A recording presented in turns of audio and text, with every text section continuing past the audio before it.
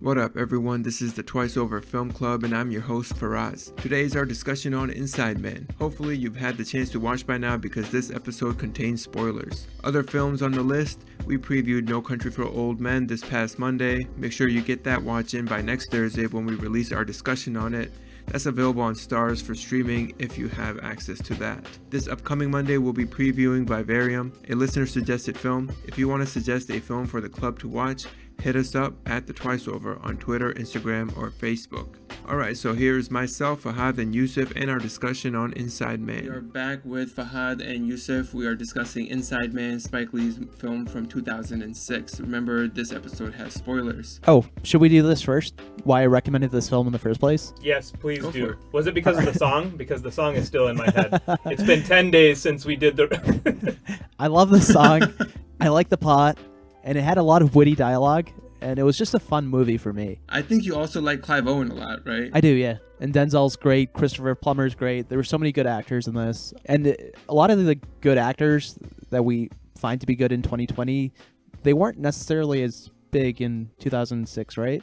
So there's, I'm going to butcher his name, but I'll go for it, Chiwetel Ejiofor. He's a big actor. William Dafoe, I don't think was as big in 2006. And even Denzel, I feel, he's done more sophisticated roles over time, but he's also done a lot of kind of this genre of movie, which is just kind of a fairly fast-paced plot movies. He's done... I feel like there's a whole slew of them, like John Q and Training Day and Training Day, yeah. Right, he's definitely been typecast into that role, right? And I think he's grown out of it over time, but this was, before that wave kind of came where he did a little bit more carefully chosen roles, I suppose, right? And he eventually, sure. You guys are gonna have to help me out. The Fences movie, what's it called? Isn't it called Fences? It's Fences. Oh, it is called Fences. Jeez, I was like, I'm missing something.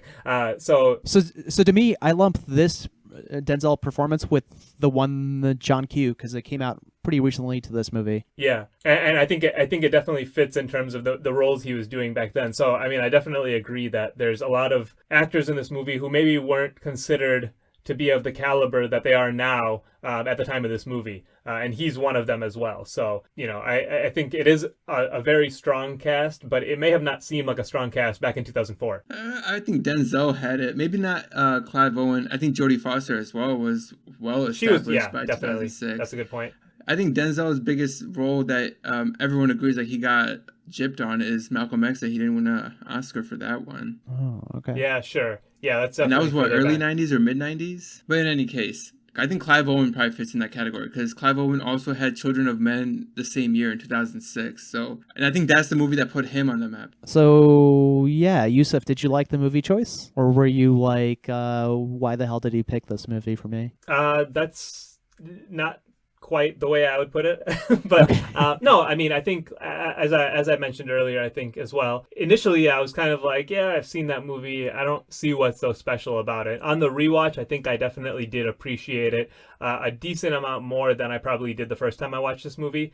So there's definitely stuff that you can pick up in here, and really appreciate from a filmgoer's perspective. So I think I understand the choice in retrospect, but yeah, definitely when I first heard you mention this movie, I was like, but it kind of justifies itself, I certainly think. So you like Clive Owen a lot, but did you think that he did a lot in this movie? No, like I was mentioning before, like there isn't this huge dramatic acting range for his character. He's always playing it cool. I mean, his acting's decent for what was called for. Oh, also, another reason I chose this film, I think this is one of my favorite Spike Lee movies. Interesting. More than Black Klansman and a couple other movies. Reason why is I think Spike Lee, the tone of his movies doesn't always work. And here it works because it's a pretty easy movie to create, right? It's a crime movie that kind of turns into something more, but the tone, he nails it. So that's why I liked it more than his other movies. I'll admit, so I was going to ask you guys, this is our first Spike Lee movie that we're reviewing, and what your guys' general perception of him is. I don't think he's that great. I do like some of his movies. I like Malcolm X, but I think that's more because of subject matter. Same. So I chalked it up to subject matter for that movie too. He Got Game, I like, but again, is it because basketball? Right. I don't know. Ray Allen's in that. And then I've seen some of his older, like a really long time ago now. Like I couldn't even like probably give a good analysis of why I thought or what I thought about it. But like we mentioned, She's Gotta Have It and Do the Right Thing. So 25th Hour with Edward Norton, that's also a really good movie. I haven't seen that one. Yeah. Check it out. It's definitely slower paced, and it's different than most of his other movies. And you've seen Black Klansman, right? Oh yeah, I've seen Black Klansman. That's like, I mean, he hasn't done a lot in the more recent years, I feel like. So that's like his last big one. Oh no, he has The Five Bloods on Netflix. Yeah. That movie is unwatchable. I went 20 minutes into it, and I was really? like, no, turn the shit off. Yeah. Damn, it's pretty long too, 2.5 hours. I'm kind of a Spike Lee noob here. So outside of this movie, which I had seen before, I've only seen Black Klansman. I don't think I've seen any other of his films, including Malcolm X. Oh, I've seen Chirac. Sorry, guys. That musical. Oh yeah, yeah. Oh, I sorry. I need to hold the phone. We need to stop and we need to talk, guys. Gotcha. There's a movie that I need to mention, and some people are gonna get really upset. Faraz, I know you're a big fan of a movie called Old Boy. Oh no! It's a the American version. The Korean one, right? It's a Korean film, and Faraz has recommended this movie to literally every person that I know that he also knows. He recommended it to me too. Yeah, like back well, a decade ago. I know you, so I know he recommended it to you, and that's the thing. So yeah. Spike Lee, unfortunately, and Faraz is probably cringing right now, directed the American version of Old Boy, which is total an abomination. Shit. Yes. Why must Americans remake good international movies, right? Especially if they're not able to do it justice. I'm a little bit disappointed that was Spike Lee. I didn't know that ahead of time, but wow. Okay. But you like the original Korean version, Yusuf? I do. I like the original version. Faraz, how can you have any respect for this man? I'll chalk it up to an issue by the producers or the studio forcing their hand on him. Because Yusuf, I can bring up Avatar with M. Night Shyamalan. That's true. I mean, and to be fair, I'm not a huge M. Night. I feel like M. Night either nails it or totally misses the mark, and I chalk. He's never in between. So I'm comfortable with that. But you are right. Old Boy is one of the very few movies that Spike Lee didn't direct, write, and produce, because that's kind of his thing. He does all of it, and there's just a few movies here and there where he wasn't the writer, he wasn't the producer, and Old Boy is one of them. He only directed that movie. Oh, okay. Yeah, and again, it was just a money grab by a studio that thought they could make money in the U.S. from a foreign movie. Sure. Getting back to Inside Man, let's talk about the plot a little bit. I want to know how you guys felt about the plot overall, because to me, and I mean, we've had discussions about this. Plot is something that I think you cannot do without in a movie. It has to be good in order for the movie to be good, because that is the main thing that people are watching. They're watching a story, and I think we have mixed feelings about that, about its importance. But how did you guys feel about this particular plot? So plot, right? I felt really good about it. It's a crime caper, and then it introduces some other things going on in the background, right? Like the whole idea of like the banker having worked with the Nazis and how the robber is going to uncover that, right? You wouldn't expect a robber to be acting in like a, how would you call it, in a manner that's like beneficial to everyone, in an unselfish manner. Well, he does rob like the diamonds, but I guess that is selfish, but like the other stuff too. The greater good, man. The greater good. The greater good. Oh, yeah. I should have said that. What I do have a problem with the plot, especially towards the end, the execution isn't good.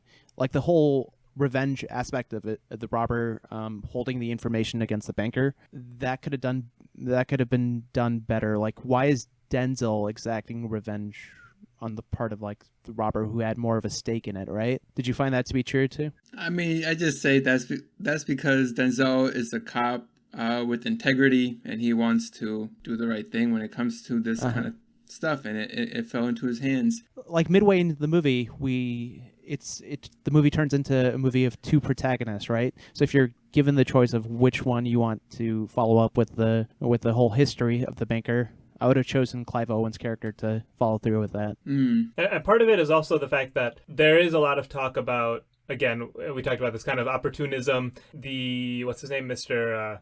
Case, the bank owner, right? Arthur Case. Arthur Case. There you go. Mr. Case. So he says that he basically found a short path to success, and he took it, and he knows that he basically committed war crimes, right? At the same time, Frazier does the equivalent of a war crime, albeit on a smaller scale, in the same way, because he takes this deal that Jodie Foster's character offers him to basically fast track his career. At what cost, though?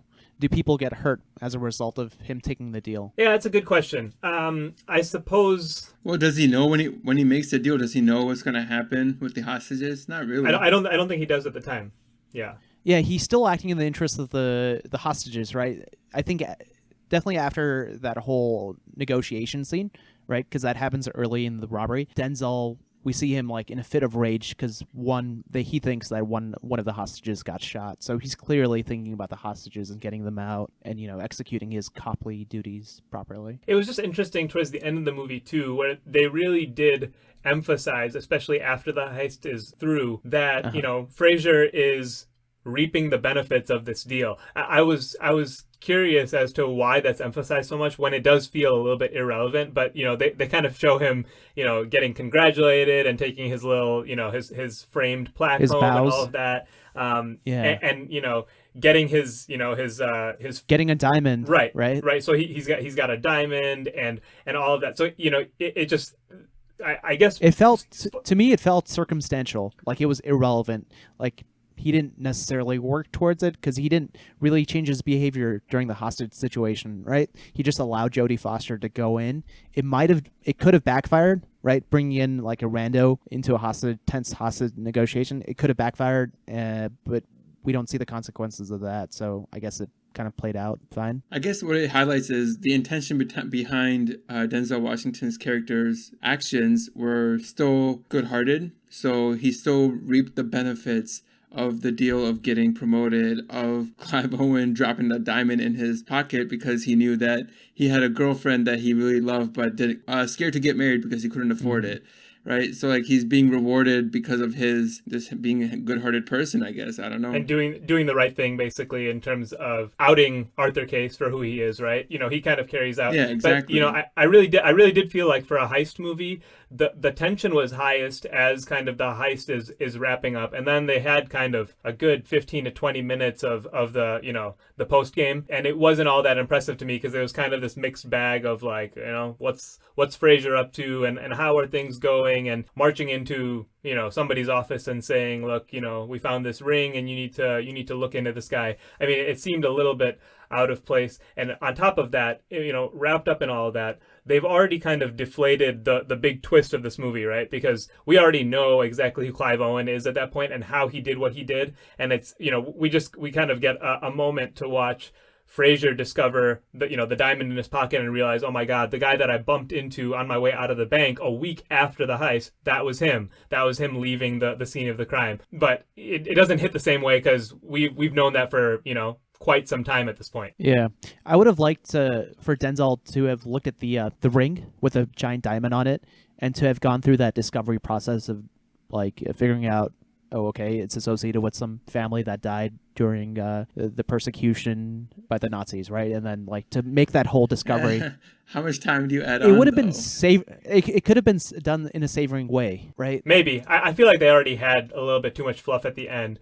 Maybe that would have been more satisfying if they just if they did that instead of a lot of the other stuff that they did. Mm-hmm. But I certainly feel like they needed a neater way to kind of wrap up the events after the heist. And gotcha. It felt a little bit flat for that reason. Also, the whole thing, so we don't really know anything about Clive Owen's character in terms of why he did what he did. I mean, he kind of says summarily at the end that, I was really only in it for the money. And then the only other thing that we get is that, the rabbi or maybe he's not even a rabbi, they call him a rabbi, but that's more of a derogatory term in its use. So, but he's a Jewish man, he's wearing a yarmulke. He's in the back of the car with the rest of the team as Clive Owen is exiting the bank. So now we know that he was involved in it, and I guess we can be led to believe that he's, some descendant of the family that Arthur Case, benefited, whose expense Arthur Case benefited, right? Yeah. And so we can kind of assume all of that,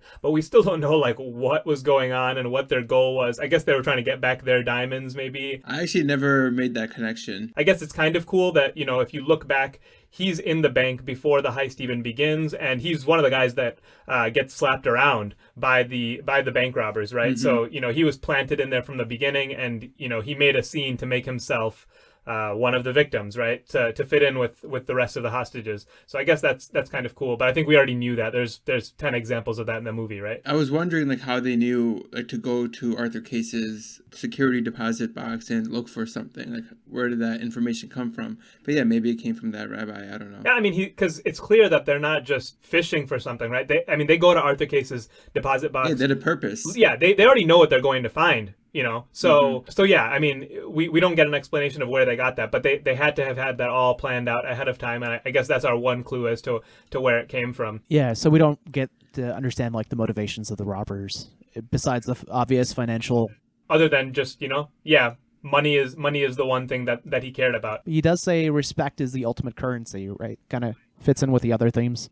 Right. And I mean, that kind of mirrors what's going on the other side, because as you mentioned earlier, the film, starts demonstrating kind of the diametric nature between victims of the hostages and the perpetrators of the crime, right? So there's the robbers and then there's the hostages. But then, as the movie kind of unravels, you realize that they're kind of the same people, and it's not really, them versus each other. Rather, it's kind of the poor versus the rich, or, the privileged versus the non-privileged. And so I think that's one other way they kind of show that, like, just as much as the rich are just concerned about respect and money, that's kind of going on the other side too, right? And so, we're led to believe like, maybe he has some other ulterior motive, something more important that he's after. And he's like, no, you know what? It really is just the money that I was after. I think that was kind of a neat parallelism. Sorry, that was Ziggy, right? That was the other part of the crew, Ziggy from The Wire. Oh my God, that was him. Yeah. Which character? The really scrawny young kid who like was super loud. I mean, he's the same guy in The Wire. He was the youngest one, I guess, in their in their car. Yeah.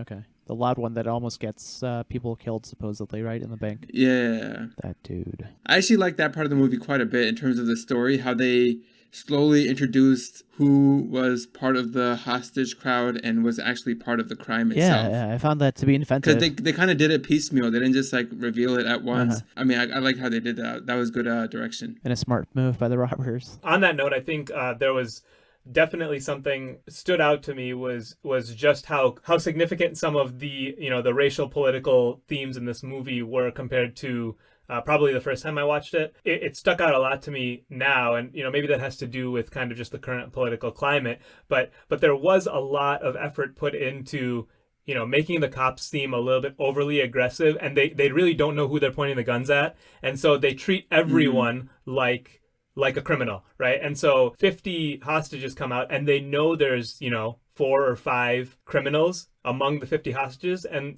their reaction is to kind of treat everyone with brute force, right? And so that's not a mistake on Spike Lee's part, right? I mean, he made this movie back in 2006, sorry, yeah. And maybe that sentiment is a little bit louder now, but clearly that was an intentional move by him, right? I don't know if you guys noticed that, but I think there was a lot of scenes like that where all of the interrogation scenes, they're being overly harsh with a lot of these people, knowing fully well that a large majority of the people they're dealing with are innocent. Innocent, and not only innocent, but they're victims of what's going on, right? So yeah, well, it's complicated, right? He had to have been harsh.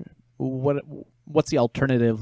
Let them all go? Right, of course not. It's a more complicated question than that, but it's a balancing act of of people's rights and dignity and all of that versus kind of solving the crime. And again, the only thing that was really at stake here was money.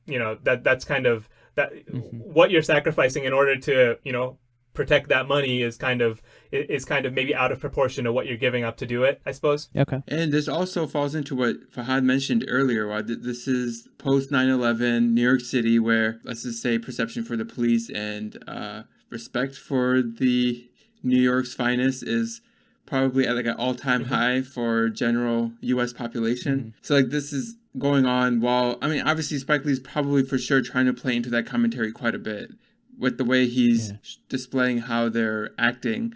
And even if it might be right from a police perspective, like, oh, they need to treat everyone as if they are the criminal just in case, but there's still a little bit of brute force, a little bit of harshness. And then in terms of just their general language too, like we have that one conversation with the first cop that calls in the robbery, who like is clearly racist. What does he say? Like, I'd rather be an old bigot than be dead. A dead young man. A handsome dead man. Yeah, something like that. So yeah, handsome dead man. Like, yeah. So I was like, I mean, he clearly wanted to show that there's still some issues within the police department. I mean, he clearly shows the corruption within it as well. Denzel's reaction to him saying that, it wasn't severe. It was just like, okay, I understand where you're coming from, and he just kind of like dismissed it, which was interesting. Well, he didn't dismiss it. He does stop it. No. He stopped some other racist remark. He's like, can you please stop using this term because it's racist? But then the color commentary, exactly. But then the whole thing about I'd rather be alive than a.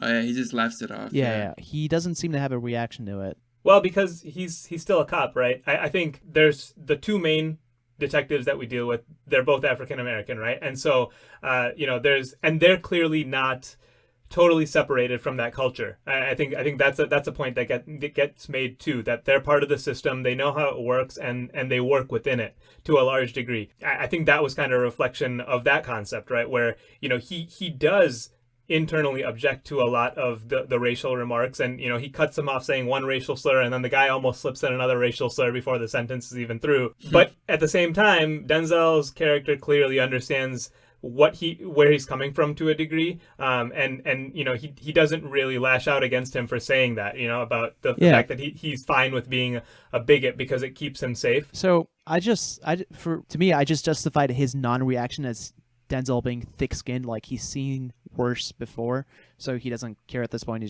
He's hardened. He's only got his eyes on the prize, which is like furthering his career, moving up the ladder, right, making first grade detective and whatnot. Mm-hmm. We didn't even mention that William Dafoe is also in this movie, and he's also a great actor. Yeah, he is a great actor.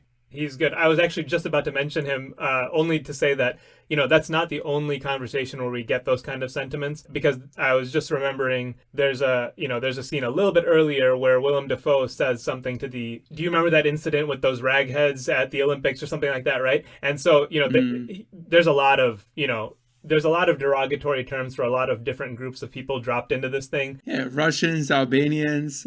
Denzel's character cannot tell the difference between Armenian and Albanian, right? So when one of the guys says, no, I'm Armenian, he's like, what's the difference? Isn't that Albanian?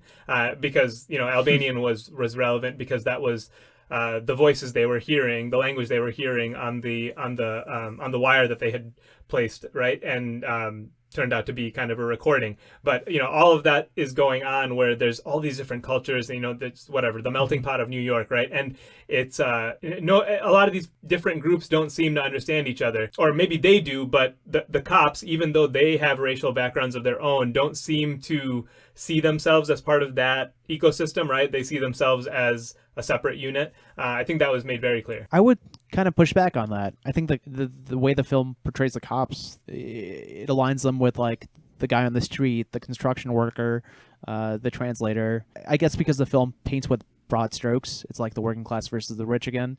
It doesn't seem like there's much criticism of the cops outside of that first incident where they abuse the Sikh guy with the turban. I think you're right that it's not really outward criticism, but I mean, again, it's signature Spike Lee, where he's kind of dropping in these little remarks, that could be brushed aside, but they're definitely there for you to catch. So I think they're fairly subtle. They're not really important to the overall story or anything like that, but they're there because I feel like every character that we come into contact with is a little bit nervous to be around the cops, because even that construction worker, he's as soon as they make him come, behind the police barrier, he's like, what the hell am I doing here? And he keeps asking, like, am I under arrest or what's going on? Can I go? Like, he doesn't really want to be involved, and he's kind of regretting that he was involved.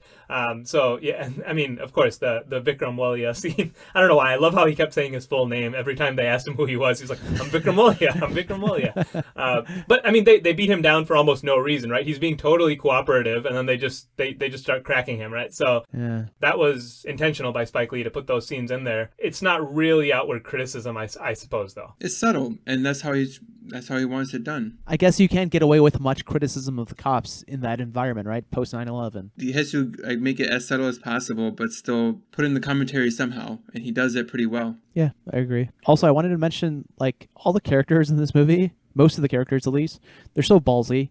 Like, they're all going after, like, their own interests despite, like, the circumstances. Like, you have Madeline, right? Even though she's her client's Arthur Case, this rich and powerful dude, she like sticks it to him when she needs information, and like she's not afraid to go toe to toe. And then there's like Denzel's character, who's like, towards the end, like goes toe to toe with Arthur Case once too, right?